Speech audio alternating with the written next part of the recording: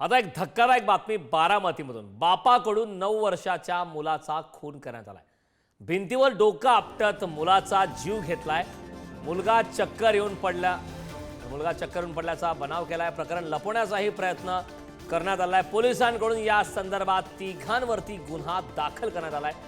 अतिशय धक्कादायक माणुसकीला काळीमा फासणारी अशी ही घटना बारामतीमध्ये घडली।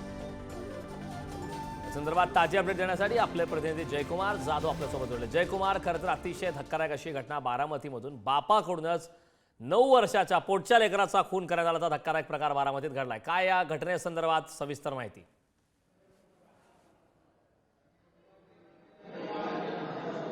कारण बारामतीतल्या या होळ गावामध्ये अतिशय धक्कादायक प्रकार घडलेला आहे। माणुसकीला काळीमा फासणारी हा प्रकार घडलेला आहे। बापानेच मुलाचा खून केल्याची घटना बारामतीतल्या या होळ गावामध्ये घडलेली आहे।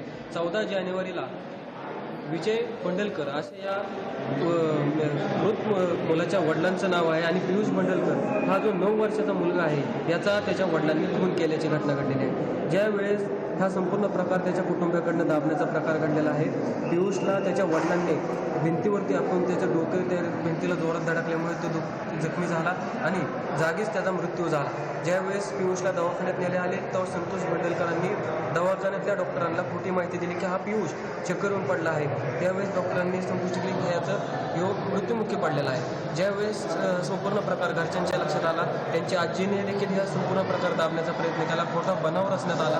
ज्यावेळी पोलिसांना ही संपूर्ण माहिती कळली, पोलिसांनी त्या ठिकाणी धाव घेतली आणि संबंधित त्या पियुष बंडलकरचे शव जे आहे ते शवविच्छेदन अहवालासाठी पाठवण्यात आले। ज्यावेळी शवविच्छेदन अहवालाचा PM रिपोर्ट आला त्यावेळी त्या रिपोर्टमध्ये असं कळण्यात आलं की याचा भिंतीवरती आढळून म्हणजे त्या वडिलांनीच त्याचा मुलाचा खून केल्याची घटना समोर आली आणि यासंबंधी पोलिसांनी तिघांविरुद्ध गुन्हा दाखल केलेला आहे। पियुष बंडलकर जो 9 वर्षाच्या चिमुकला मृत्यू झाला।